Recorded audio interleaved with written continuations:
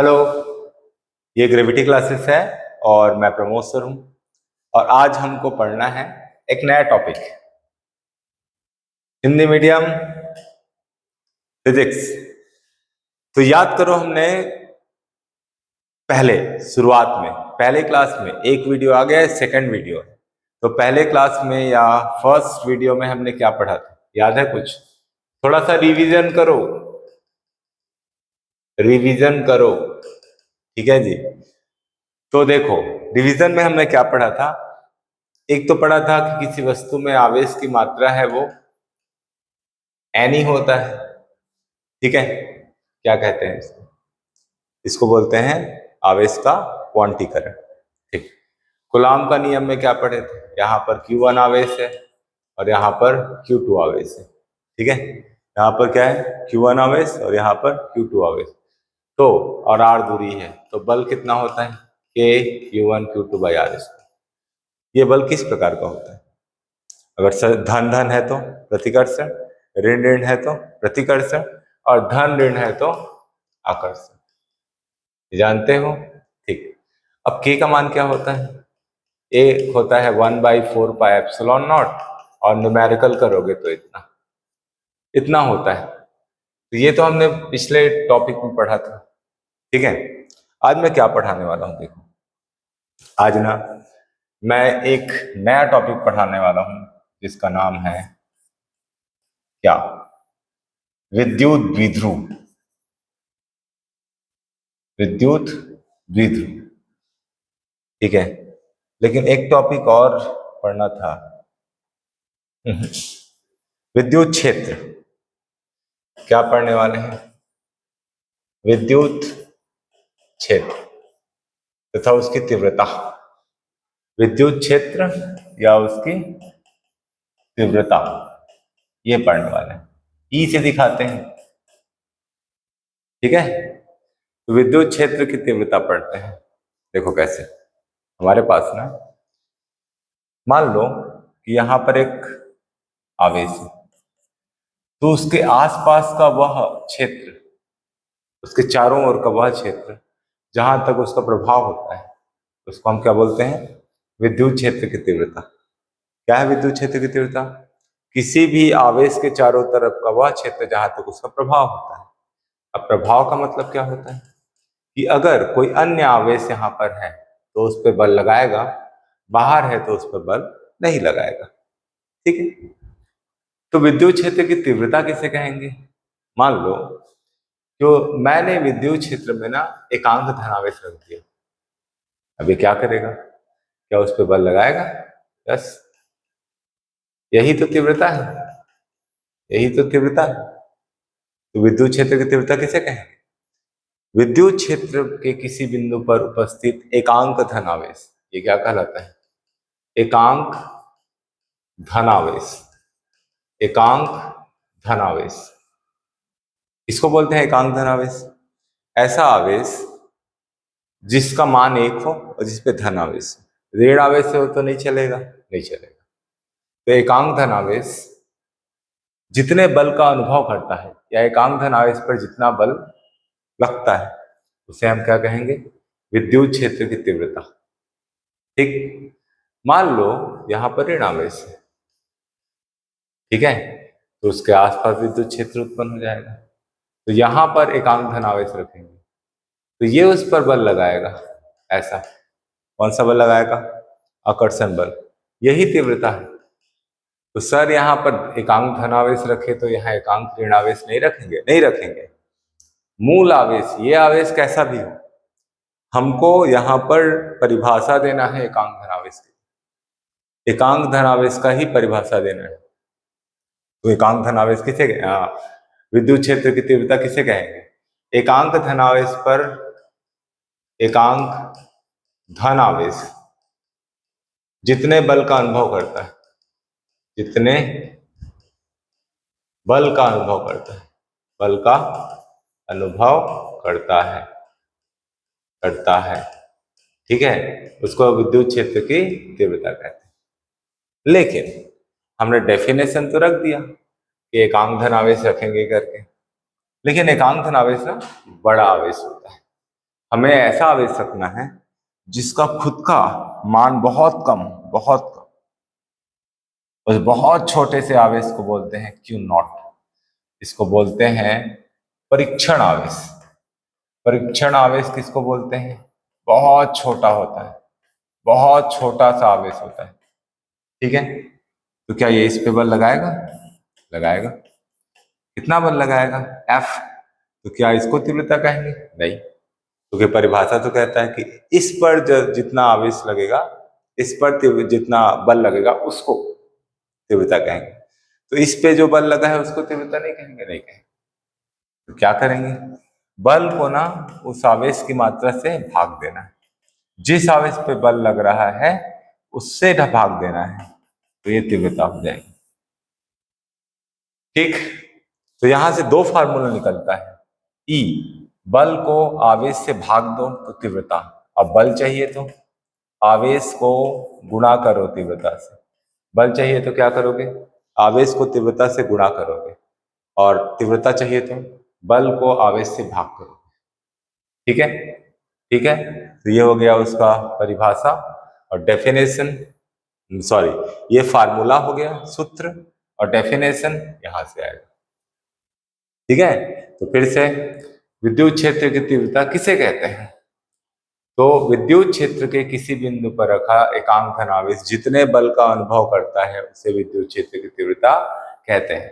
लेकिन वहां पर एकांक धनावेश ना हो और कोई अन्य आवेश हो तो तीव्रता बराबर होता है बल बटे आवेश। तो इसको ऐसे भी डिफाइन कर सकते हो, किसी आवेश पर लगने वाले बल और आवेश के अनुपात को तीव्रता कहते हैं।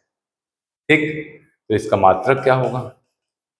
इसका एसआई मात्रक होगा न्यूटन प्रति कूलम, या एक और होता है वोल्ट प्रति मीटर।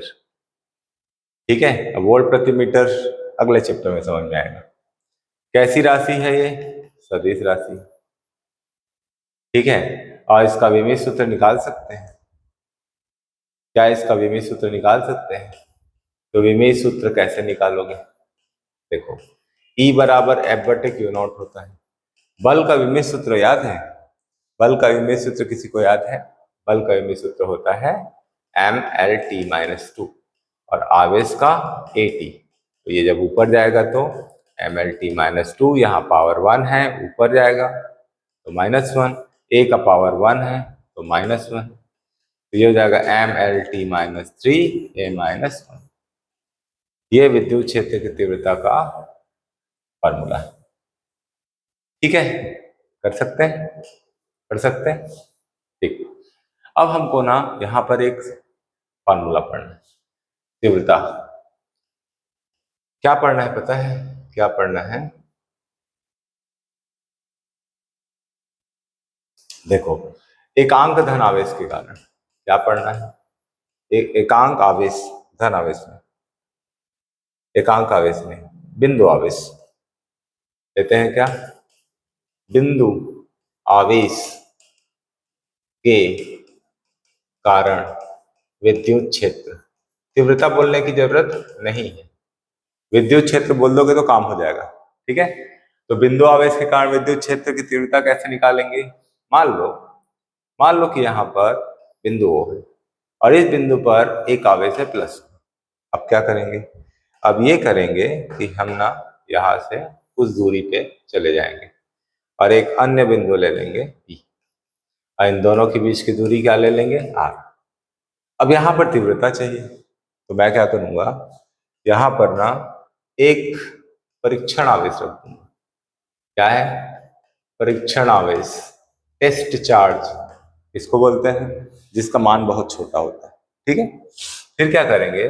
देखेंगे क्या उस पर बल लगाएगा। मान लो इस पे बल लगा दिया F। ठीक है, तो बल का मान क्या होगा? गुलाम के नियम से बल का मान क्या होगा जी? F equal K Q1 Q2 by R square. अब क्या करो, अगर तुम Q नॉट को ना यहां से ले जाओ उधर तो बटे में आ जाएगा, बटे में आएगा कि नहीं आएगा? K Q by R square. अब इसी को तो हम कहते हैं, क्या कहते हैं? इसी को तो हम कहते हैं क्या? तीव्रता। तो विद्युत क्षेत्र की तीव्रता का formula K Q by R square आ गया। अब बताओ, के का मान कितना है 1/4 पाई एप्सिलॉन नॉट। ठीक है, या आप ये न्यूमेरिकल करोगे तो 9 × 10⁹ इंटू Q/r², ये आ गया। ठीक है, तो ये विद्युत क्षेत्र की तीव्रता है। विद्युत क्षेत्र की तीव्रता E बराबर KQ/r²। किसके कारण? बिंदु आवेश के कारण। तो याद रखना, बिंदु आवेश के कारण विद्युत क्षेत्र की तीव्रता का फार्मूला क्या आ रहा है? KQ/r²। के का मान जानते हैं। अब बताओ सर, आपने विद्युत क्षेत्र की तीव्रता का फार्मूला तो ये दिया था, ये होगा। अगर बल दिया है, आवेश दिया है तो ऐसा कर दो, और अगर आवेश दिया है और दूरी दिया है तो ऐसा। तो तीव्रता निकालने के लिए क्या चाहिए? तीव्रता निकालने के लिए तुमको दो ही चीज चाहिए, आवेश, आवेश और दूरी, दूरी का वर्ग। और दूरी r है तो r² लिखो, r नहीं है तो r² मत बोलना, ऐसे ही फ्लो में सर r² ऐसे नहीं लिखना है। क्या लिखना है? अगर दूरी x है तो x², अगर r है तो r², y है तो y², r/2 है तो r/2²। ठीक, ठीक है, ये काम का है। चलो इसका एग्जाम्पल कर लेते हैं। मान लो यहां पे ना +5 माइक्रोकूलम है, और इससे कितना सेंटीमीटर ले? 2 सेंटीमीटर की डिस्टेंस पर विद्युत क्षेत्र ज्ञात करो, ऐसे क्वेश्चन देते हैं। 5 माइक्रोकूलम से 2 सेंटीमीटर की दूरी पर विद्युत क्षेत्र ज्ञात करो। तो विद्युत क्षेत्र की तीव्रता के लिए क्या चाहिए? KQ/r²। के का मान तो जानते हो, के का मान क्या होता है? 9 × 10⁹ और क्यू दिया है इतना, माइक्रो। माइक्रो यानी क्या होता है? पिछला क्लास में बताया था, मिली, माइक्रो, नैनो, पिको। इसको याद है? याद है? पिछला वीडियो देखने के बाद इसमें आना है। चलो, 5 × 10⁻⁶ क्योंकि माइक्रो है, और दूरी कितना है? 2 सेंटीमीटर को क्या लिखते हैं? -2 का वर्ग। अब इसको हल कैसे करें? तो यहाँ से 9 ले लो, यहाँ से 5 ले लो, और यहाँ से 2 का वर्ग क्या होगा? 4 ले लो। अब 10 की घात को, सभी घातों को देखो, यहाँ पे घात कितना है? 9, यहाँ पे 6, यहाँ पे 2 दूने 4, 4 ऊपर आएगा 4। तो अब ये कितना हो गया? 9×5 = 45/4 गुणित 10 की घात 9 4 13 में से 6 गया 7, आ गया। अब इसको सॉल्व कैसे करें? 45 को 4 से भाग दो जी, 45 को 4 से भाग दो, 4 एकम 4 कैंसिल, 5 4 एकम 4, 1.4 दूनी 8, 2 20, 4 पंचे 20, 11.25 गुणित 10 की घात 7। तो क्या ये सही लिखा है? तरीका अलग है, दशमलव को इधर ले जाओ, 1.125 10 की घात, दशमलव लेफ्ट में जा रहा है, लेफ्ट में जा रहा है तो +1 करेंगे, 1.125 गुणित 10 की घात 8। ये विद्युत क्षेत्र की तीव्रता है, पर उसका मात्रक होता है न्यूटन प्रति कूलम। ठीक है, क्या ऐसा क्वेश्चन आएगा तो सॉल्व कर लोगे? क्या ऐसा क्वेश्चन कर लोगे सॉल्व? ठीक है, बस फिलहाल इतना। ठीक है, आगे पढ़ते हैं। आगे एक टॉपिक का नाम है, जिसका नाम है विद्युत द्विध्रुव। क्या पढ़ेंगे? विद्युत द्विध्रुव। ठीक है, विद्युत द्विध्रुव किसे कहते हैं? Electric dipole. विद्युत द्विध्रुव किसे कहेंगे? देखो कैसे, किसे कहेंगे? विद्युत द्विध्रुव के लिए ना, मान लो यहाँ पर एक आवेश है Q, और दूर, थोड़ी दूर में एक और आवेश है Q, दोनों सेम है। लेकिन एक ऋण है, एक धन है, और दोनों के बीच की दूरी को हम 2L बोलते हैं। L क्यों नहीं बोलते? क्योंकि आगे ना हमेशा मेरे को आधा दूरी चाहिए रहेगा, आधा। तो L कर देंगे तो L/2 आ जाएगा, तो अब जो सूत्र आएगा, फार्मूला आ जाएगा, वो कठिन आ जाएगा। ठीक है, तो क्या करेंगे? द्विध्रुव क्या है? विद्युत द्विध्रुव किसे कहेंगे? समान परिमाण के, समान परिमाण है ना, ये 5 है तो ये भी 5, ये 10 है तो ये भी 10। विजातीय आवेश मतलब एक ऋण है और एक धन है, समान परिमाण के विजातीय आवेश एक दूसरे से अल्प दूरी पर स्थित हो तो उस निकाय को विद्युत द्विध्रुव कहते हैं। अब विद्युत द्विध्रुव है, द्विध्रुव कितना स्ट्रांग है इसको जानने के लिए उसका आघूर्ण चाहिए। इसको P से दिखाते हैं। विद्युत द्विध्रुव आघूर्ण किसे कहते हैं? देखो, विद्युत द्विध्रुव आघूर्ण निकालने के लिए दोनों में से कोई एक आवेश ले लो और दोनों आवेशों के बीच की दूरी 12। बीच की दूरी जब न्यूमेरिकल में आया तो याद रखना, अगर बोला कि दोनों आवेशों के बीच की दूरी 5 सेंटीमीटर है तो L 5 सेंटीमीटर नहीं लेना है, 2L बराबर 5 सेंटीमीटर लेना है। ठीक है, तो आवेश गुणित दोनों आवेशों के बीच की दूरी, इसको विद्युत द्विध्रुव कहते हैं, द्विध्रुव कहते हैं। ठीक है, ये कैसी राशि है? ये सदिश राशि, और इसकी दिशा किधर होती है? ऋण आवेश से धन आवेश की ओर, ऋण आवेश से धन आवेश की ओर। ठीक है, स्मॉल p से दिखाते हैं। तो द्विध्रुव आघूर्ण बराबर Q इंटू 12, और ये होता है, इसका मात्रक क्या होता है? मात्रक होता है कूलाम मीटर, कूलाम मीटर। बड़ा सी छोटा m, बड़ा सी छोटा m, छोटा सी रखोगे cm सेंटीमीटर हो जाएगा। ठीक है, अब इसका विमा, विमी सूत्र निकाल लो तो P बराबर हो जाएगा, Q का होता है 80 और इसका हो जाता है L, तो 80L। आगे पीछे कर लो, LTA लिख सकते हैं ऐसे। ठीक है जी, विद्युत द्विध्रुव आघूर्ण। ठीक, अब ध्यान से देखना, मान लो ना मेरे पास दोनों आवेशों को मिलाने वाली जो रेखा है, ये रेखा देख रही, इसको बोलते हैं अक्ष, और इस रेखा पर कोई बिंदु ले लूं तो ये बिंदु कहलाता है अक्षीय स्थिति में। ये बिंदु कहां पर स्थित है? अक्षीय स्थिति में। और अगर इसका लंब समद्विभाजक बना दो और यहां पर कोई बिंदु ले लो तो इसको बोलते हैं निरक्षीय स्थिति। क्या बोलते हैं? निरक्षीय स्थिति। और दोनों रेखाओं को छोड़ दो और कहीं भी अन्य बिंदु ले लो तो इसको बोलते हैं सामान्य स्थिति। तो हम तीनों स्थिति में विद्युत क्षेत्र की तीव्रता ज्ञात करेंगे, अक्षीय, निरक्षीय, सामान्य। ठीक, ठीक है, आज इतना ही करना है। अक्षीय, निरक्षीय और सामान्य स्थिति में विद्युत क्षेत्र की तीव्रता 5 नंबर का क्वेश्चन बनेगा, एग्जाम के लिए इंपॉर्टेंट है, टेस्ट में आएगा, तिमाही में आएगा, 6 माही में आएगा, सब में आएगा। ठीक है, उससे पहले हमने क्या पढ़ा ये याद रखना, एक आवेश है तो K⁴/r²। ठीक है, चलो 5 नंबर का एक बड़ा क्वेश्चन पढ़ते हैं। रेडी? क्या सब लोग रेडी हो? जैसे ही पढ़ोगे तुरंत सॉल्व करना, जैसे ही पढ़ोगे तुरंत बना के देखना उसको, या अभी पढ़ रहे हो, सुबह पढ़े तो शाम को बना के देखना, है ना? लेकिन एक बार पूरा बना के देखना है, चित्र बना के देखना है और उसका व्यंजक को बना के देखना है। 5 नंबर का क्वेश्चन है भाई, ठीक है, अवॉइड मत करना। ठीक है, चलो, तो पहला टॉपिक हमको पढ़ने वाले हैं क्या? हम पढ़ने वाले हैं अक्षीय स्थिति, अक्षीय स्थिति।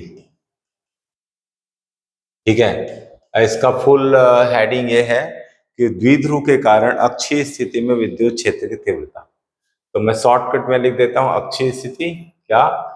विद्युत क्षेत्र की तीव्रता। विद्युत क्षेत्र ज्ञात करना है अक्षीय स्थिति में। किसके अक्षीय स्थिति में? द्विध्रुव के अक्षीय। ठीक, चलो सॉल्व करते हैं।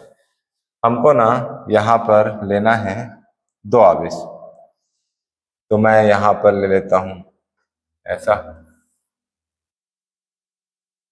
ठीक है, और यहां पर ना 2 आवेश ले लेता हूं, यहां पर एक आवेश -q, यहां पर एक आवेश +q। इस बिंदु को मैं A बोल देता हूं, इस बिंदु को मैं B बोल देता हूं। हमेशा -q को लेफ्ट में लोगे तो तुमको फायदा होगा थोड़ा सा।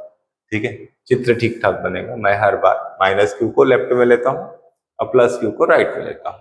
ठीक है, अब देखो दोनों के बीच का जो मध्य बिंदु है, केंद्र, मध्य बिंदु, इसको हम बोलेंगे O, और इसकी लंबाई को क्या बोलेंगे?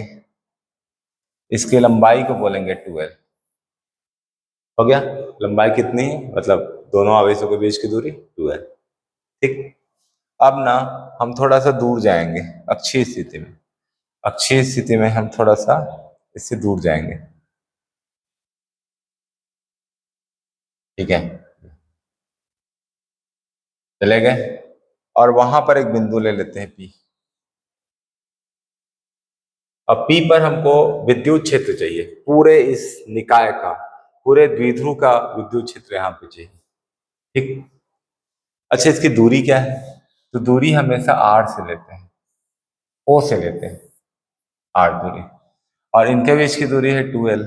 तो मैं इसको टुकड़ों में बांट लूं, इस वाले भाग को l बोल दूं, इस वाले भाग को l बोल दूं, ठीक, ओके। अब मेरे को ना करना क्या है, इस आवेश से दूरी चाहिए और उस आवेश से दूरी चाहिए। तो इसकी दूरी यहां से है, ओ से है, ए से नहीं है। मुझको ए से दूरी चाहिए। ए से दूरी कितने है देखो, ए से पी की दूरी कितनी? तो देखो, ये देखो ध्यान से, दिख रहा है सबको? ये देखो, ये देखो, ये आर है, कहाँ से? देखिए मेरे को तो ये चाहिए, ए से चाहिए, ओ से नहीं चाहिए, ए से चाहिए। ओ से क्या है? आर है, तो ए से चाहिए। तो मतलब इतने पार्ट, इतने को छोड़ रहा हूं, इतने को छोड़ दो, ठीक है। यहां से आर है, तो यहां तक को छोड़ दो। छोड़ने का मतलब क्या है? माइनस करना। तो ए से दूरी हो गई आर माइनस एल। अब मेरे को यहां से दूरी चाहिए, बी से दूरी। तो क्या हो जाएगा, आर में इतना एक्स्ट्रा है, आर इतना है और इतना एक्स्ट्रा है। एक्स्ट्रा है मतलब प्लस है। हो गया? क्या किया, डायग्राम को देख लो। ए बी क्या है? द्विध्रुव। ए पर क्या है? Plus Q. बी पर क्या है? Minus Q. केंद्र ओ, इसकी लंबाई 2l। इससे आर दूरी पर क्या है? बिंदु है पी। कहां पर है? अक्षीय स्थिति। पी पर विद्युत क्षेत्र निकालना है। इसकी कुल लंबाई है 2l, आधा हो गया l, दूसरा आधा l। तो a से दूरी प्लस q से इसकी दूरी, प्लस q से इसकी दूरी r माइनस है, और माइनस q से इसकी दूरी r प्लस है। अब इसको भूल जाओ, सिर्फ दो ही चीज याद रखो, दो ही चीज याद रखो, है ना? दो ही चीज याद रखो जी। मैं स्टार बना देता हूं, ये और ये, दो ही चीज याद रखो, इसको याद रखो और इसको याद रखो। प्लस क्यू से दूरी आर माइनस है, माइनस क्यू से दूरी आर प्लस है, ठीक है। अब सॉल्व करते हैं। हमको क्या करना है, इस प्लस क्यू के कारण पी पर तीव्रता चाहिए। इसके कारण प्लस क्यू के कारण पी पर विद्युत क्षेत्र चाहिए, विद्युत क्षेत्र की तीव्रता। फार्मूला होगा E1 बताओ, विद्युत क्षेत्र की तीव्रता फार्मूला क्या होता है? के आवेश Q बटे दूरी, दूरी का वर्ग। अब बता दूरी कितना है? प्लस क्यू से दूरी, आर नहीं बोलना, आर तो ओ से दूरी है। प्लस क्यू से दूरी कितना है? पी का। प्लस क्यू से दूरी कहां पर चाहिए? पी पर। प्लस क्यू से दूरी क्या होगा? R minus.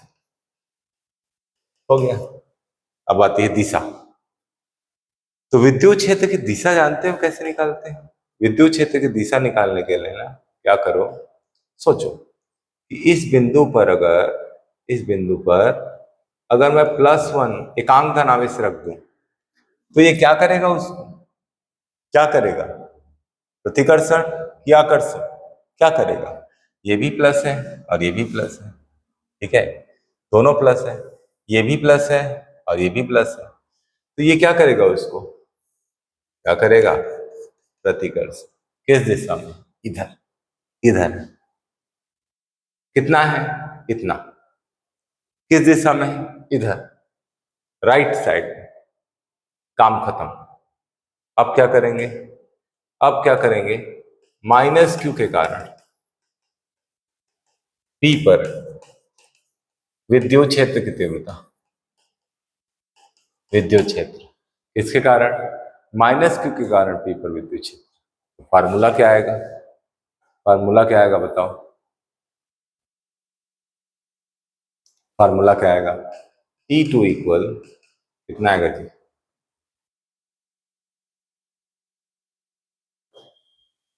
E2 इक्वल क्या फार्मूला आएगा? के आवेश, क्या ऋण को लें? नहीं, आवेश का चिन्ह नहीं लेते, आवेश का चिन्ह नहीं लेते। क्यों? बटे दूरी, दूरी बताओ कहां से दूरी? P, कहा? माइनस क्यू से। माइनस क्यू से P कितना दूर है? कितना दूर है? कितना दूर है? इतना दूर है। तो R प्लस है होल स्क्वायर पूरे का वर्ग। अब बताओ इसकी दिशा क्या होगी? दिशा, दिशा निकालने के लिए क्या करते हैं?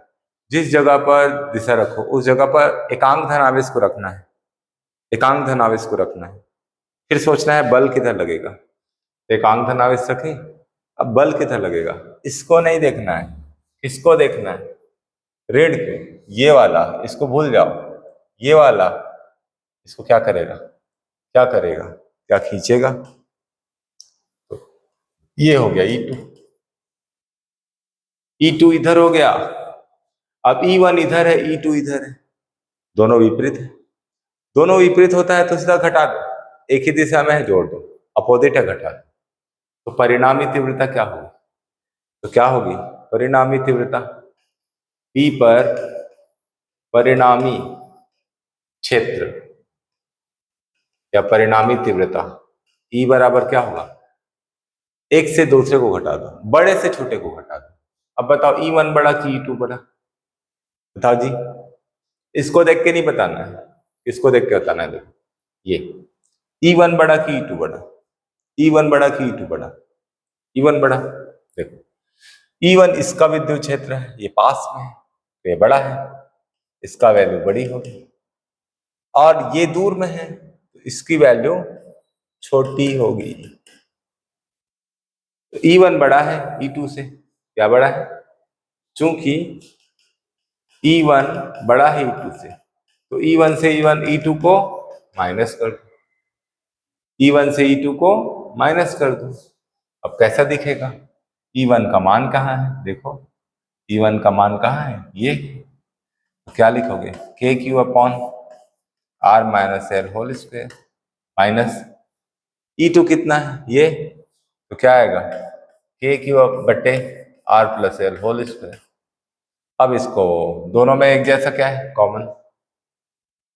दोनों में, इसमें के है क्यू है तो बचा कितना?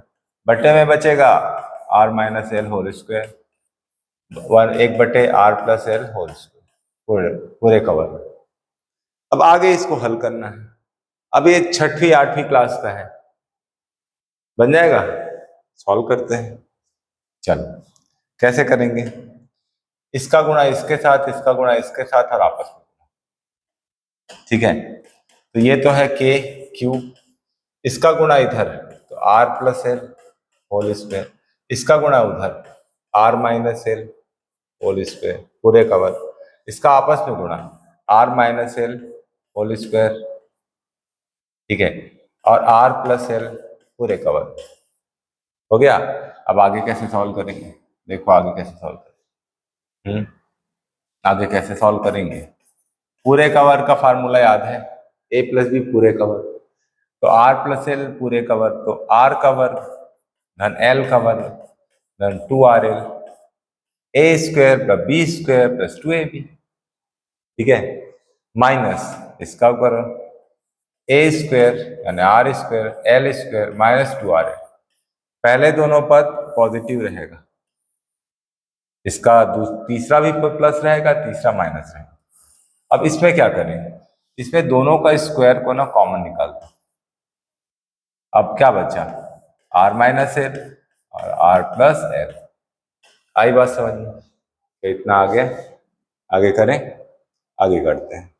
क्या होगा देखो, के क्यू, ठीक है, इसके बाद इसका ब्रैकेट हटा दो, R square plus L square plus 2RL, minus का गुणा करो तो minus R square minus L square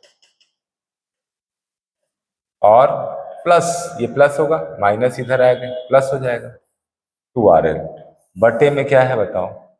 ए माइनस बी, ए प्लस बी, ए का वर्ग ऋण बी का वर्ग होता है, और ऊपर में एक ठो वर्ग और है, ये हो गया जी क्या कटेगा बता दो, क्या कटेगा बता दो जी, क्या कटेगा बता दो। ठीक है, तो ये आर स्क्वायर कटेगा सर, एल स्क्वायर भी कटेगा सर, बस। और क्या बचा, और क्या बचा, तो लिख लो। क्या, यहाँ लिख देते हैं, यहाँ लिखते हैं। ठीक है, क्या हुआ देखो, ये कितना बचा, के क्यू है ना, तो ई बराबर बचा क्या, के क्यू। देखो ये 2 RL और ये 2 RL, क्या बनेगा, 4 RL, और नीचे R square minus L square, पूरे कवर हो गए। अब सॉल्व करते हैं इसको। ठीक है, चलो चलो सॉल्व करते हैं इसको। क्या होगा कि ना, हम पता है कि P बराबर क्या होता है, क्या है P, द्विध्रुव आघूर्ण। अब यहाँ पर अकेला Q दिख रहा है मेरे को, तो 2L को ना ले जाओ उधर, तो P/2L बराबर क्यों होगा, इसमें रखो, तो K क्या हो जाएगा, P/2L, और इधर क्या है 4RL/R² minus L square whole square. अब अब क्या करें, घटा दें, ये दो एकम, दो दोने, एल एल कैंसिल, तो बचा क्या, सबको ना जमा के लिखिए। यहाँ बचा के, यहाँ बचा 2, टी बचा और आर बचा, और नीचे क्या बचा, R² minus L square whole square, पूरे का वर्ग। ये ई का मान आ गया है जी। क्या बात समझ में आई, क्या बात समझ में आई। अब क्या करेंगे, यदि ना ये छोटा हो, यदि क्या हो, यदि ना ऐसा हो कि ये ना छोटा हो और P बहुत दूर हो, तो L छोटा हो गया, R बहुत बड़ा हो गया, L छोटा हो गया, R बहुत बड़ा हो गया, तो फिर कैसे करेंगे, तो फिर कैसे करेंगे, यदि L ना बहुत छोटा हो R, L को छोड़ दो, इसको तुम क्या मान लोगे, नगण्य, नगण्य मान लोगे, छोड़ दोगे, तो E बराबर क्या आएगा, के 2PR R² और उसका वर्ग, R का वर्ग और वर्ग, तो R कितने बार आएगा, R की घात 4, तो एक ठो कटा दो इधर से, एक ठो बच जाएगा, इसकी जगह 3 आ जाएगा। ठीक है, तो बचेगा कितना, के 2P/R³। ठीक, चाहो तो इसको 2K P/R³ लिख सकते, ये मेरा फार्मूला आ गया। लेकिन एग्जाम में के का मान भी रखना पड़ेगा। सर आप तो बोले थे, हम तो रखे नहीं, ये मत बोलना। ये है विद्युत क्षेत्र की तीव्रता, 1/4πε0 2P/R, 1/4πε0 2P/R³। ये है विद्युत क्षेत्र के कारण अक्षीय स्थिति में विद्युत क्षेत्र की तीव्रता। इतना बनाने का 5 नंबर आएगा, इतना बनाओगे तो 5 नंबर आएगा, लेकिन थ्योरी लिखना पड़ेगा। थ्योरी क्या लिखोगे, इसी चित्र को माना कि ए बी एक द्विध्रुव है, जहां ए पर +Q और बी पर -Q आवेश है, दोनों आवेशों के बीच की दूरी 2L है, और इसके मध्य बिंदु O से R दूरी पर एक बिंदु है P, अक्षीय स्थिति में स्थित। P पर विद्युत क्षेत्र की तीव्रता ज्ञात करनी है, बस यही तो बोलना है। ठीक है, तो देखो हमने क्या किया, +Q के कारण विद्युत क्षेत्र निकाला E1, -Q के कारण E2, +Q पास में है तो ये बड़ा है, ये छोटा है, तो परिणामी क्षेत्र किधर आएगा। ये सोचो, इस पॉइंट को ना, इस आवेश को ना, ये इधर खींच रहा है, ये उधर खींच रहा है, जाएगा किधर, बड़ा है उधर जाएगा ना, तो उधर ही होगा परिणामी, उसी दिशा में होगा परिणामी, उस दिशा में। समझे, समझे, ये विद्युत क्षेत्र की तीव्रता है जी, हो गया जी, समझ में आया जी। लिख लोगे, बना लोगे, श्योर, सबसे बन जाएगा। बन जाएगा तो ठीक, नहीं बनेगा तो दोबारा देखो, और नहीं बनेगा तो कमेंट कर दो कहाँ पे ज्यादा समझाना है। तो ये अच्छी स्थिति में विद्युत क्षेत्र की तीव्रता आ गया। अब हम लेते हैं निरक्षीय स्थिति। क्या लेते हैं? निरक्षीय स्थिति। निरक्षीय स्थिति में विद्युत क्षेत्र की तीव्रता, निरक्षीय स्थिति, ठीक है। क्या क्या पढ़ेंगे? निरक्षीय स्थिति, और उसमें विद्युत क्षेत्र की तीव्रता पढ़ेंगे, ठीक। चलो, इस बार हम ना फिर से चित्र बनाएंगे, लेकिन निरक्षीय स्थिति में, ठीक है। कैसे बनाएंगे? देखो, मेरे पास ना एक विद्युत क्षेत्र है, यहां से लेते हैं, ठीक है। ये यहां पर मैं बना देता हूं एक विद्युत क्षेत्र,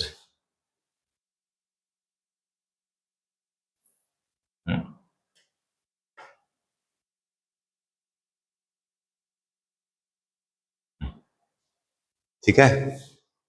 और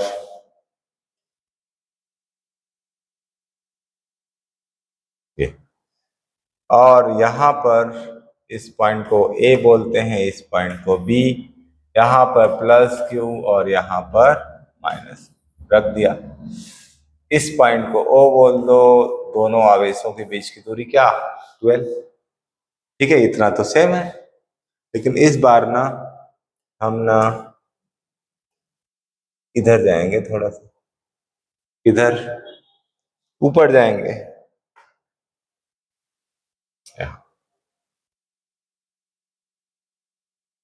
यहाँ जाएंगे, ठीक है।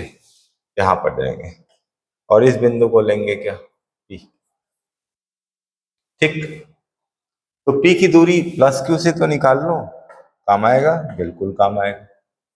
यहां से दूरी और यहां से दूरी, ठीक है। तो अगर इतना क्या मान लें, 12 है तो एल मान लें, इसको भी एल मान लें। अच्छा, ये थीटा एंगल होगा और ये भी थीटा कोण होगा, क्योंकि समान दूरी होता है। जितनी दूरी ये है उतनी दूरी ये भी होगी। देख लो कैसे। मान लो यहां से पी की दूरी आर है, ओ से पी की दूरी क्या है? आर। ओ से पी की दूरी क्या है? आर। और ये क्या है? एल। तो ये, अब तुमको आधे ट्रायंगल को देना है त्रिभुज एओपी में।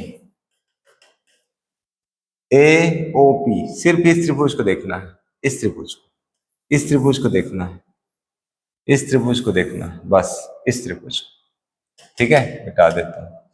एओपी को देखना है, एओपी, ये आर है, ये एल है, तो ये लंब होगा, ये आधार होगा, ये कर्ण है। अब ये कर्ण मेरे को नहीं पता, कर्ण, ठीक है।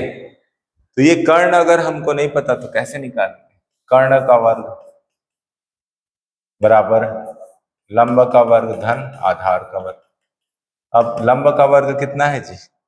लंब का वर्ग कितना है? आर का वर्ग, धन आधार कितना है? एल का वर्ग, ठीक है। तो कर्ण बराबर आ जाएगा कितना? वर्गमूल आर स्क्वायर प्लस एल, ये आ गया। तो जो कर्ण दिख रहा है ना, इस जगह पे क्या लिखना? वर्गमूल R square plus L square, ठीक है। और इतना ही यहां भी लिख लो, क्योंकि समान दूरी है, ठीक। अब यहां से ना एक चीज और निकाल लो, कॉस थीटा। कॉस थीटा बराबर आधार बटे कर्ण होता है, पता है। आधार का मान एल है और कर्ण का मान है वर्गमूल आर स्क्वायर प्लस एल। अब इसकी जरूरत क्यों पड़ेगी बताऊंगा, ठीक है। इसकी जरूरत क्यों पड़ेगी, अब उसको डिस्कस करें, ठीक है जी। चलो सॉल्व करते हैं इसको। यहां से ना इधर कहीं ना छोटा करो, ठीक है। इसको भी ला के रख दो। इसको भी थोड़ा ला के रखो, छोटा करो। ठीक है, ये खाली हो गया। तो उतना वो रफ कार्य है, बाद में काम आएगा। अब क्या करेंगे पता है हमको ना, प्लस क्यू के कारण P पर विद्युत क्षेत्र चाहिए। प्लस क्यू के कारण P पर विद्युत क्षेत्र क्या चाहिए? प्लस क्यू के कारण P पर विद्युत क्षेत्र। अब एक चीज याद रखना, प्लस क्यू के कारण P पर विद्युत क्षेत्र चाहिए, है ना? पहले भी तो था, अक्षीय स्थिति में भी था। ठीक है, फॉर्मूला क्या होगा?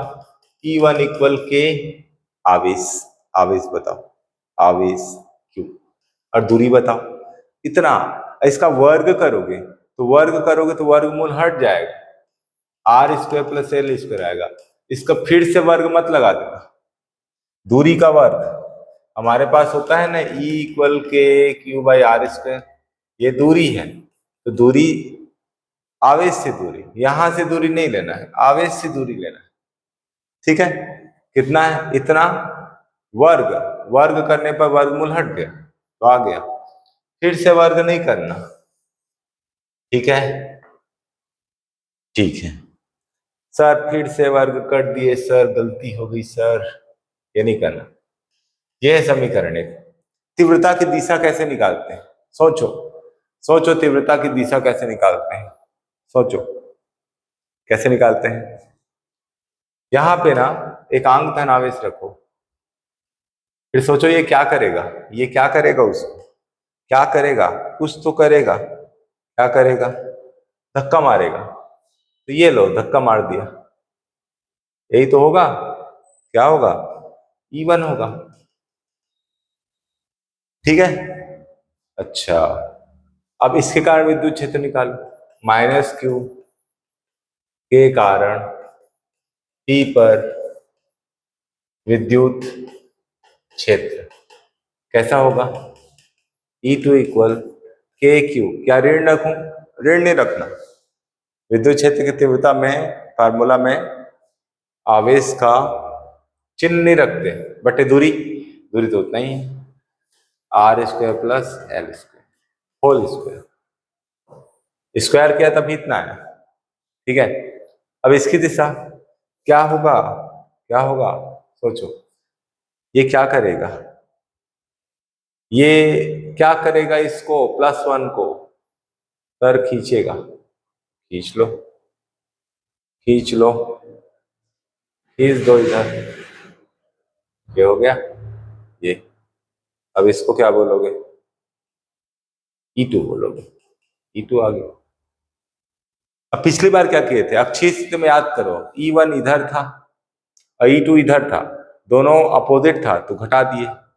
अभी क्या दोनों विपरीत दिशा में है, अपोजिट दिशा में है? लग तो रहा है, कैसे लग रहा है? E1 इधर है तो इसका विपरीत तो इधर होता है, तो इधर है क्या? नहीं है, तो विपरीत कैसे हुआ? लग नहीं रहा है, वो गलत फहमी है। किसको किसको है गलत फहमी? तो E1 उधर है, E2 इधर है। तो याद रखो, सदिश पे क्या होता है? एक ही दिशा में जोड़ दो, अपोजिट दिशा में घटा दो। और अगर वो कोई कोण बना रहा है तो याद करो, पिछले में वो वाला फार्मूला पढ़े थे ना, cos θ/2, वो भी कर सकते हैं। और एक और घटना कर सकते हैं, कैसे? मैं ना इसका अक्ष लेता हूं। कैसे अक्ष लेता हूं? यहाँ मैं एक इसका अक्ष ले लेता हूं, यहां से, ठीक, और यहां से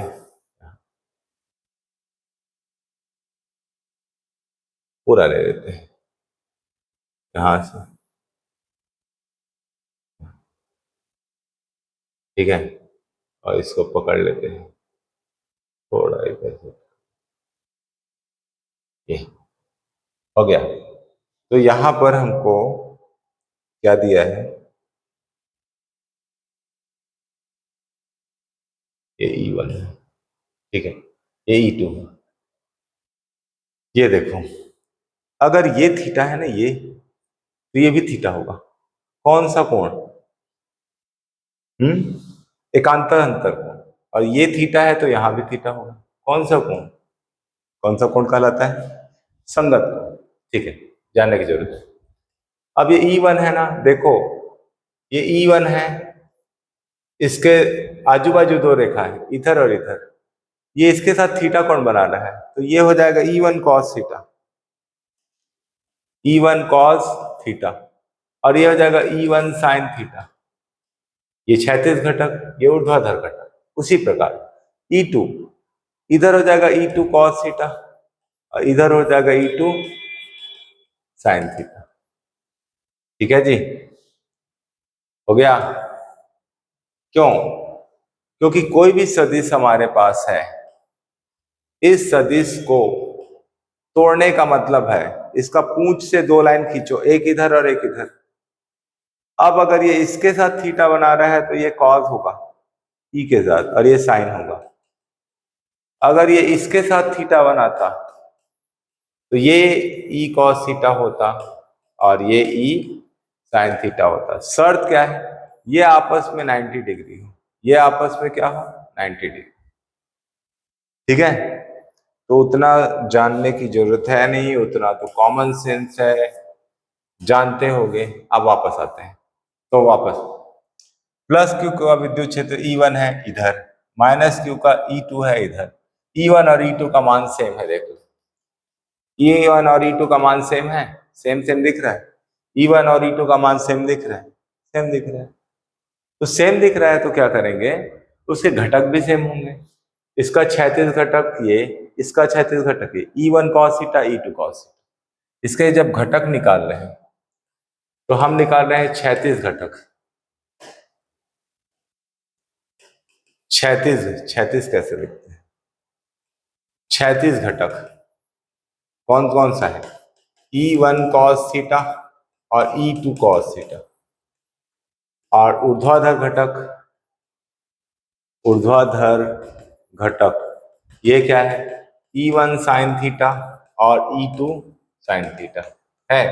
ऊर्ध्वाधर घटक मतलब ये, और क्षैतिज घटक मतलब ये।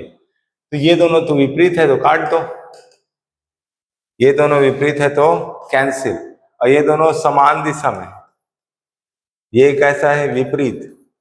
विपरीत है तो कट जाएगा, समान दिशा है जुड़ जाएगा। दोनों को जोड़ दो, इसको इसको जोड़ दो, इस दोनों को जोड़ दो, तो क्या मिलेगा परिणाम? अतः P पर परिणामी तीव्रता क्या है? E बराबर E1 cos थीटा और E2 cos थीटा। अब तुमने बोला है कि E1 और E2 तो बराबर है, सर E1 E2 तो बराबर है, दो बार मेहनत क्यों कर रहे हो? एक ही लिख लो ना, इसको भी E1 लिख लो, तो आ जाएगा E1 cos थीटा और E1 cos थीटा। दो बार E1 cos थीटा आके क्या हो जाएगा? 2E1 cos थीटा, और E1 का मान कितना है? इतना है, इतना है, तो रख लो E1 का मान कितना है? के क्यू अब बटे R square plus L square. और कॉस थीटा का मान अब काम आ रहा है। कॉस थीटा का मान कितना है? कितना है? एल बटे वर्गमूल R square plus L square, L बटे रूट ऑफ आर वर्ग धन एल वर्ग है। अब इसको हल कर लो, के रख लो, 2QL एक साथ रख लो, और इसका आर स्क्वायर एल स्क्वायर का पावर कितना होगा बताओ? इसके पावर में कितना है? पूरे के ऊपर कितना है? पूरे के ऊपर 1 है, पूरे के रूट है तो 1/2, रूट है मतलब 1/2, रूट है मतलब 1/2। तो इसका मतलब क्या हुआ? 1 को 1/2 से जोड़ना है, 1 को 1/2 से जोड़ो तो कितना है? 2 एकम 2 1, 3/2, 3/2 हो गया। ये तो है। अब 2QL का मान कितना होता है? सर P होता है, द्विध्रुव आघूर्ण होता है कि नहीं? भूल गए? दिख रहा है Q इंटू 2L, Q और 2L मिलकर P बनेगा कि नहीं बनेगा? बन जाएगा। तो ये तो आ गया E का मान, तो E का मान कितना है? K P, और इधर R square plus L square whole 3/2। ठीक है, फिर क्या करते हैं? फिर क्या करते हैं? सोचो, सोचो क्या करते हैं? सोचो जरा सोचो। सबके सब।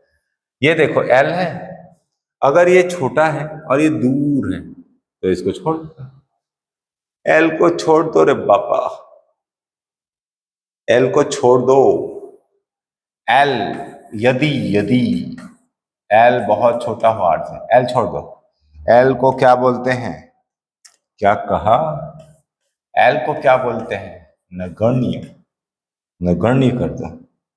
ठीक है, तो क्या हो जाएगा, ई बराबर के पी आर स्क्वायर 3/2, 3/2।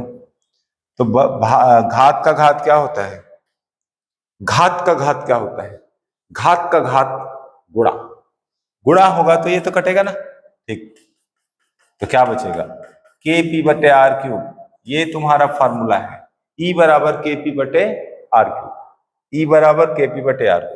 क्या मिला हमको, निरक्षीय स्थिति मिल गया, निरक्षीय स्थिति। तो बताओ, निरक्षीय स्थिति मिल गया, के पी बटे आर क्यूब। बच्चों समझ में आया बच्चों, आ गया, आ गया, पढ़ते पढ़ते नींद आ गई, पढ़ते पढ़ते तो हम सो गए सर, अब क्या क्या बोले समझ में नहीं आया, है ना। यही तो है, यही तो है। अगर सो गए तो वापस जाओ, रिवर्स करो, फिर से पढ़ो। ठीक है, के, अच्छा के का मान क्या होगा, 1/4 पाई एप्सिलॉन नॉट पी/आर क्यूब। ठीक है, ये हो गया 4 पाई, ये 4 पाई नहीं भूलना, 4 पाई, 4 पाई, 4 पाई एप्सिलॉन नॉट बटे में, नहीं भूलना, के का मान रखने में नहीं भूलना। ठीक है, नहीं भूलना। ठीक है, चलो ये आ गया। इसकी दिशा किधर होगी, इसकी दिशा किधर हो गई, क्या हो गई, E1 इधर है, E2 इधर है, तोड़ दिए, इसको हटा दिए, तो इधर ही तो बचा, ये होगा ई की दिशा, परिणामी दिशा इधर। ठीक, अब इसका ना हम थोड़ा सा वो करते हैं, प्लस क्यू के कारण विद्युत क्षेत्र निकाला, माइनस क्यू के कारण विद्युत क्षेत्र निकाला, दोनों का मान सेम था, दोनों को हमने तोड़ा, तोड़ा फिर जोड़ा। पहले तो हमने इसको तोड़ा, E1 cos theta, E1 sin theta, इसको तोड़ा, E2 cos theta, E2 sin theta, ये विपरीत है, छोड़ दो, ये सेम डायरेक्शन में है, जोड़ दो। ठीक है, ठीक है, जोड़ दो, चलो आगे चलो, थोड़ा पानी पी लेंगे ना जी। ओह,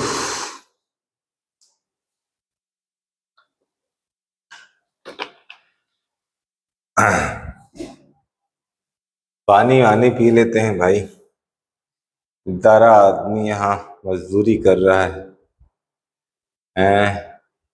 चलो हो गया जी, आगे बढ़े।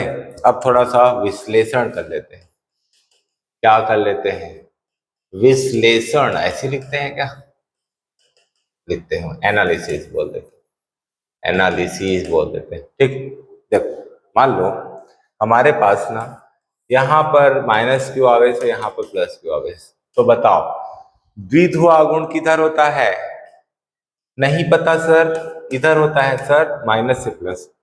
अब अक्षीय स्थिति में चले जाओ, तो अक्षीय स्थिति में, अक्षीय स्थिति में विद्युत क्षेत्र की तीव्रता किधर होती है, कितनी होती है, 2kp/r3, याद रखना, किधर होती है, इधर होती है। तो अब इसके साथ देखो, जिधर P है उधर E है, जिधर P है उधर E है, P जिधर है उधर ही अक्षीय स्थिति में का विद्युत क्षेत्र होगा, अक्षीय स्थिति का विद्युत क्षेत्र उधर ही होता है जिधर P है, P इधर है तो E इधर है, P इधर होता तो E इधर होता, P इधर होता तो E। क्लियर है, चलो निरक्षीय स्थिति में आते हैं, ये है E निरक्षीय का फार्मूला क्या होता है, KP/R3। ठीक है, KP/R3, दिशा किधर है, इधर है, तो किधर है, इधर है, ये इधर है, ये इधर है, ये इधर है, ये इधर है तो ये इधर है, अगर ये इधर है तो ये इधर है, समझे। निरक्षीय स्थिति में विद्युत क्षेत्र उल्टा होता है, P के अपोजिट, P के साथ P के अपोजिट। ठीक, अब क्वेश्चन आएगा, अक्षीय निरक्षीय स्थिति की तुलना करो, ई अक्षीय बटे ई निरक्षी, तुलना करो तो अक्षी कितना है 2kp/r³ और निरक्षी कितना है kp/r³। तो kp/r³ खत्म, बचा क्या 2। इसका अर्थ अर्थ हुआ कि ई अक्षीय स्थिति का विद्युत क्षेत्र निरक्षी का दुगुना होता है, निरक्षी का दुगुना होता है, निरक्षी का डबल होता है अक्षी, निरक्षी का डबल होता है अक्षी, समझे। अक्षी क्या होता है निरक्षी का डबल होता है, ठीक है। अक्षी मतलब इधर, निरक्षी मतलब इधर, समझ में आया। अक्षी निरक्षी, यहाँ 5 है तो यहाँ पर 10, यहाँ पर 20 है तो यहाँ 10, यहाँ 10 है तो 20, 100 है तो 200, ठीक। ये आता है 1 नंबर में आएगा, स्टार बना देते हैं, स्टार बना देते हैं, इधर से स्टार बना देता हूँ, सॉरी इधर से स्टार, हाँ ये क्या बन गया, ऐसे स्टार कैसे बनाते हैं,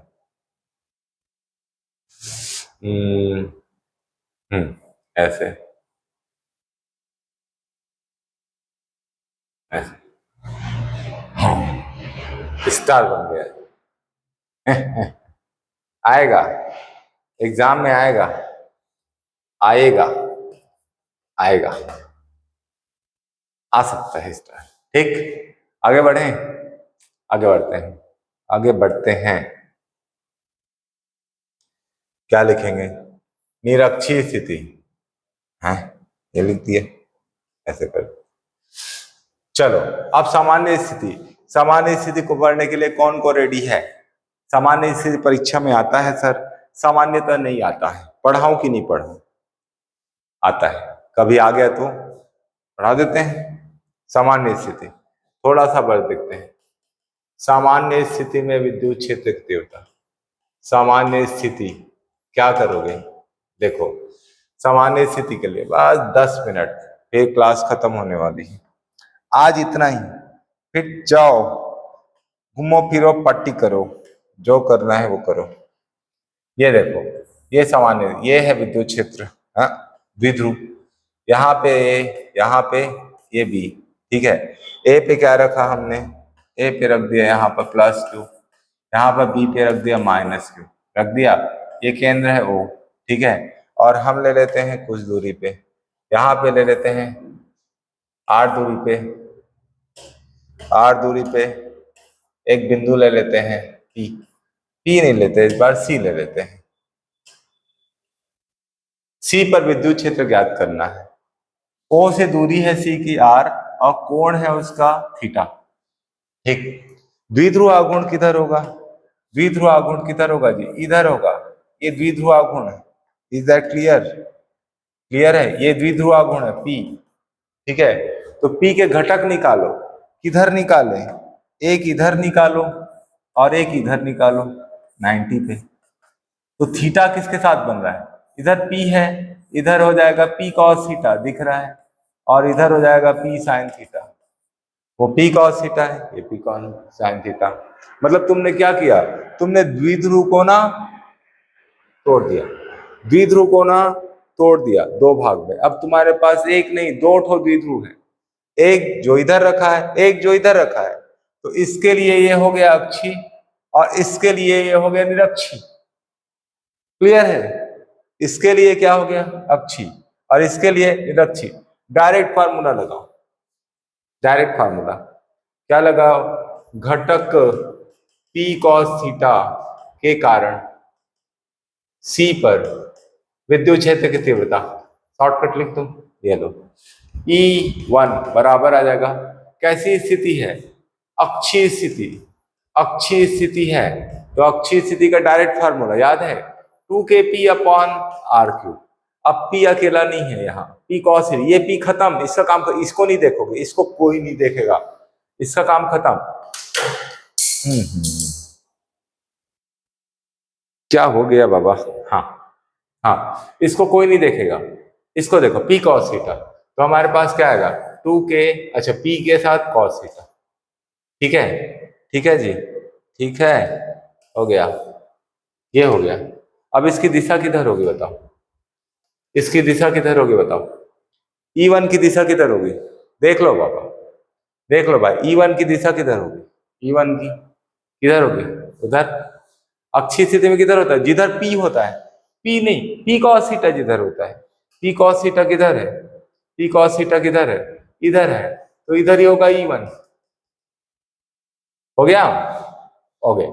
आगे, घटक P sin थीटा के कारण P पर विद्युत क्षेत्र की तीव्रता आएगा कितना? E2। क्या आ जाएगा? KP बटे RQ। लेकिन P नहीं है, P sin थीटा, तो क्या रहेगा?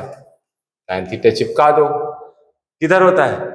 विद्युत क्षेत्र, निरक्षीय स्थिति का विद्युत क्षेत्र P के विपरीत, P के विपरीत। तो P इधर है, P इधर है, तो इधर होगा। P इधर है, दिख रहा है? P इधर है, तो क्या हो रहा है? इधर। हो गया। यहां पे लगा लो ऐसे। अब ये एक दूसरे का 90 डिग्री बना रहे हैं। क्या बना रहे हैं? 90 डिग्री बना रहा है। तो क्या करेंगे? ऐसे ऐसे ऐसे ऐसे ऐसे ऐसे ऐसे समांतर चतुर्भुज। और ये क्या होगा? ये होगा परिणामी, यह विद्युत क्षेत्र की तीव्रता। आई बात समझ में? चलो करते हैं। ई का मान कैसे निकालोगे? याद है समांतर चतुर्भुज नियम? समांतर चतुर्भुज नियम आए, ये तो पहली बार पढ़े हैं। अरे भाई पिछला वीडियो देख लो। समांतर चतुर्भुज नियम क्या होता है? ई बराबर वर्गमूल E1 का वर्ग धन E2 का वर्ग धन 2 E1 E2 cos थीटा। 90 है, 90 है, 90 है, तो क्या होगा? 90। cos 90 का मान कौन बताएगा? cos 90, cos 90 कितना होता है? cos 90 का मान 1 कौन बोला है? 0। cos 90 0। cos 90 का मान 0 होता है, तो 0 होता है तो खत्म हो जाएगा। वो तो जाएगा, इसको भी डुबो देगा। हाँ, खत्म, रहेगा ही नहीं, तो हटा दो, उतने को हटा दो। किससे हटाएं? इससे हटाएं। एलो, एलो पोछा लगा दो, पोछा गया, खत्म, पोछा लगा दिए। ठीक है, इसको भी लिखने की जरूरत है? नहीं है। सॉल्व कर दो सीधा। अब E1 स्क्वायर मतलब E1 का मान लिखो जी यहाँ पर। E बराबर वर्गमूल E1 इतना है, कितना है? 2kp cos theta by R cube square. और ये कितना है? E2 kp, अरे कहाँ गए? kp sin theta by R cube whole square. हो गया। दोनों में कॉमन क्या है? कॉमन क्या है? के पी आर क्यूब बाहर। क्या बचेगा? 2 बचा सर, cos थीटा भी बचा सर, यस। यहाँ क्या बचा सर? साइन थीटा नहीं बचेगा, यस। तो क्या आ गया? K P by R cube root of 2 का वर्ग 4 cos square theta plus sine square theta. अब कितने लोग cos square theta sine square theta 1 बोलने वाले हैं? कितने लोग 1 बोल रहे हैं? कोई बोल रहा है? अरे कौन बोल रहा है? ये 4 ठो cos स्क्वायर है, ये एक ठो है। एक cos स्क्वायर और एक साइन स्क्वायर 1 होता है। 4 ठो cos स्क्वायर एक ठो साइन स्क्वायर कैसे होगा? कैसे होगा? कैसे होगा? नहीं होगा ना। तो फिर काम ऐसा कि cos स्क्वायर थीटा को ऐसे रख दो, साइन को बदल दो, 1 माइनस cos स्क्वायर थीटा। अब 4 में से 1 घटेगा, कितना बचेगा? कितना बचेगा? बचेगा 3 cos स्क्वायर थीटा प्लस 1। ये विद्युत क्षेत्र की तीव्रता है। ठीक, इक्वेशन नंबर 3। ये है सामान्य स्थिति, ये है सामान्य स्थिति में विद्युत क्षेत्र की तीव्रता। बन जाएगा। उसकी दिशा, अब ये कोण भी निकालने के लिए बोलेगा, ये कोण अल्फा, ठीक है, ये कोण निकालने के लिए बोलेगा। कैसे निकालोगे? ये कोण निकालना है, तो देखो ये कोण इसकी दिशा को प्रदर्शित करता है। ये कोण क्या करता है? इसकी दिशा को प्रदर्शित करता है, ई का। तो ई की दिशा निकाल, ये कोण निकालना है, तो इसको मैं टेन अल्फा लेता हूं। टेन अल्फा यानी होता है लंब बटे आधार। आधार वो जिसके साथ कोण बना हो, तो E1 या आधार तो बटे में रहेगा, और E2 ये है, ये E2 यहाँ भी रहेगा, ये E1 ये वाला है, ये E1 है, ये E2 है, तो ऊपर E2 बटे E1। अब E2 का मान क्या है अभी देखे हो, E2 का मान क्या है बताओ, कहाँ है, के पी साइन थीटा बटे आर क्यूब, और इसका मान 2 kp कॉस थीटा बटे आर क्यूब। आर क्यूब कटेगा, अरे आर क्यूब कटेगा, आर क्यूब कटा तो आर क्यूब से पी कटा तो पी से के, पी के नहीं कटाना, हम है तो 1/2 sine by cos, sine theta बटे कॉस थीटा क्या होता है, अरे कुछ तो बोलो, टेन थीटा होता है, और ये क्या है, टेन अल्फा है, ये हो गया। तो तुमको अल्फा निकालना है तो इस टेन को उधर ले, टेन टेन कटा मत देना, सामने ये खड़ा है तो उधर जाके टेन इनवर्स हो जाएगा 1/2 टेन थीटा। ठीक है, अब इस टॉपिक को मैथ्स वाले जरूर करें, बाय वाले जिनका मन कर रहा है करें, नहीं तो एग्जाम टाइम में इसको देखेंगे बाद में। ठीक है, ठीक है, जिन्होंने चैनल सब्सक्राइब नहीं किया है कर लो, क्योंकि इस साल बहुत पढ़ाई होने वाली है, और जो भी पढ़ाई करोगे उसको ना क्या करो, लिख के देख लो, एक बार लिख के देख लो। ठीक है, तो ये हो गया सामान्य स्थिति में विद्युत क्षेत्र की तीव्रता। ठीक है जी, काम खत्म, और पढ़ेंगे, नहीं सर अब छोड़ दो ऐसा, ठीक, तो पढ़ाई चल रही है, चल रही है तो ठीक, नहीं तो थोड़ा थोड़ा चालू कर दो, एक दिन में एक बार बैठो तो कम से कम एक ठो पढ़ लो, अक्षीय स्थिति पढ़ लो, फिर सुबह पढ़ लो, फिर शाम को निरक्षी, फिर केमिस्ट्री भी पढ़ना है। क्या केमिस्ट्री की क्लास चाहिए? पहले फिजिक्स करते हैं, फिर केमिस्ट्री का भी थोड़ा सा क्लास लगाएंगे। ठीक है जी, हो गया, ओके, थैंक यू, धन्यवाद। सब लोग पढ़ाई करें, जरूर करें, पढ़ाई करना तो अच्छी बात है, अच्छी बात है। ठीक, ठीक है, आज इतना ही। नेक्स्ट क्लास में हम क्या पढ़ेंगे, नेक्स्ट क्लास अगली क्लास में हम पढ़ेंगे 3 नंबर के क्वेश्चन, बल आघूर्ण, ठीक है, विद्युत क्षेत्र की तीव्रता, बल आघूर्ण, कार्य, स्थिर ऊर्जा, इन सब के बारे में डिस्कस करेंगे अगले क्लास में। ठीक, तो आज की क्लास बस इतना ही, थैंक यू, धन्यवाद।